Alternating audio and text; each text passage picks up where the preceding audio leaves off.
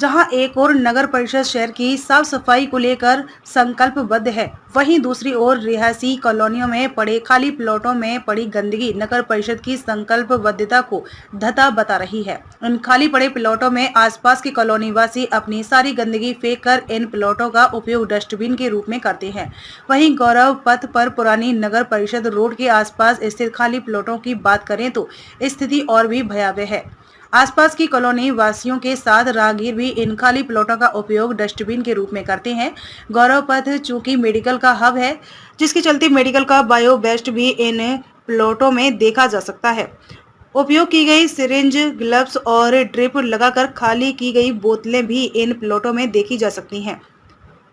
यदा कदा जब इस कचरे में आग लगाई जाती है तो उससे बहुत अधिक वायु प्रदूषण होता है और जहरीली गैस भी निकलती है, जिससे आसपास की कॉलोनी वासियों का दम घुटता है और जहरीली गैस के कारण उनके स्वास्थ्य पर विपरीत असर भी पड़ता है। इन खाली पड़े प्लॉटों में लोगों को मलमूत्र त्यागते भी देखा जा सकता है। साथ ही आवारा जानवरों को भी इन प्लॉटों में गंदगी के ढेरों पर लेटे देखा जा सकता है, जिसका इन जानवरों के स्वास्थ्य पर भी विपरीत असर पड़ता है। नगर परिषद समय समय पर ऐसे खाली पड़े प्लॉटों के मालिकों को पाबंद करने की बात तो करता है, पर पाबंद करता नहीं है। धौलपुर से अनूप शर्मा की रिपोर्ट।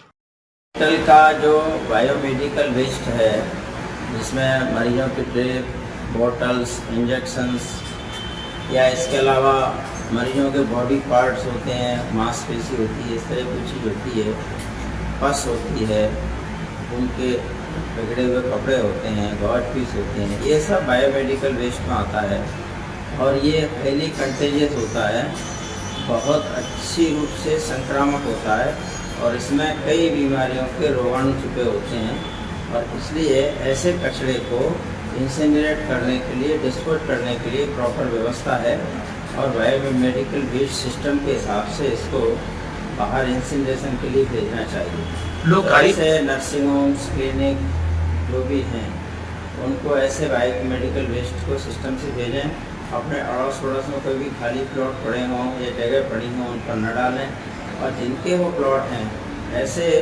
जो ज़मीन धारक हैं उनको भी ध्यान रखना है कि अपने प्लॉटों की बाउंड्री ऊँची करके रखें या उसकी व्यवस्था करें इस तरह से उसमें कचरा न स्वयं डालें और न किसी को डालने दें, क्योंकि इससे समाज में बीमारियों के फैलने का खतरा बढ़ जाता है।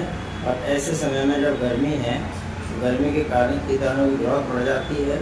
दूसरा यह है कि हवा के साथ वो कीटाणु गंदगी को छोड़ सकते हैं और फैलने का खतरा ज़्यादा रहता है। बायो वेस्ट को जलाने से सर क्या नुकसान? बायोमेडिकल वेस्ट जो है इंसिनरेटर सिस्टम से जलाना चाहिए और जो घरेलू कचरा है उसको नगर परिषद की जो गाड़ी आती है उनमें डिस्पोज करना चाहिए। बायो वेस्ट को कुछ लोग जला देते हैं। बायोमेडिकल वेस्ट में अगर प्लास्टिक है, इस तरह का मटेरियल है तो उसको जलाने से नुकसान है। अगर वो कॉटन गॉड पीस है तो उसको जलाने से तो कोई ज़्यादा हजार्ड नहीं है।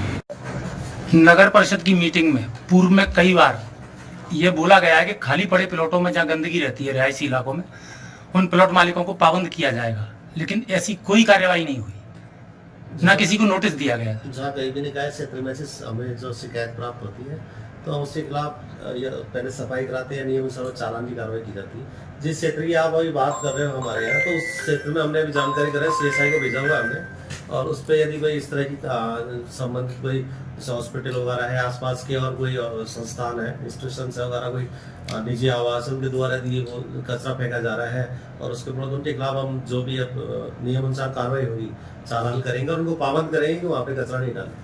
सर प्लॉट वालों को खाली प्लॉटों के संबंध में भी जो हमारे एक्ट में जो प्रोविजन है, हम उसको भी पाबंद करेंगे कि वो उसके भी जो 4 दीवारी कराए या राजू लगाए, उसके लिए भी हम नियमानुसार कार्रवाई कराएंगे।